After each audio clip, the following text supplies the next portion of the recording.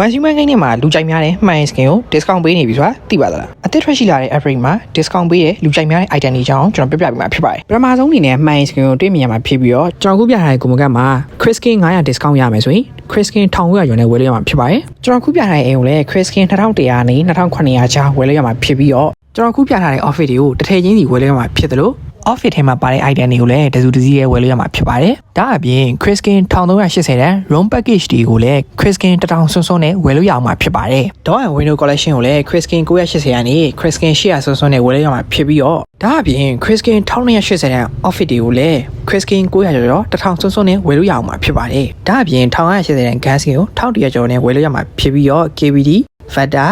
MPS7 စတဲ့ဂန်သုံးခန်းလုံးကို Chris Skin 1100စွန်းစွန်းနဲ့ဝယ်လို့ရမှာဖြစ်ပါတယ်။ဒါအပြင် Chris Skin 980တန် room package အသေးတွေကို Chris Skin 499 900နဲ့ဝယ်လို့ရအောင်မှာဖြစ်ပါတယ်။ဒီ discount တွေကအမြဲရမှာမဟုတ်ဘဲနဲ့ limited time နဲ့ရရမလို့အချိန်မကုန်ခင်ဝယ်ဖို့အကြံပေးပါတယ်။ကဲ၍ brother တို့အနေနဲ့ဝယ်ခြင်းနဲ့ဘယ်ကဝယ်အောင်လဲမသိဘူးဆိုရင်ကျွန်တော်ရဲ့ Telegram channel ဖြစ်တဲ့ကျွန်တော်ခုပြထားတဲ့ channel မှာလာရောက်ဝယ်လို့ရပါတယ်။အဲ့တော့အားလုံးပဲ discount နဲ့မှာဘာတွေနေပါလဲဆိုတာသိလောက်ပြီထင်ပါတယ်။အဲ့တော့အားလုံးပဲနောက်ပြီးပြန်တွေ့ပါမယ်။အားလုံးပဲbye byeပါ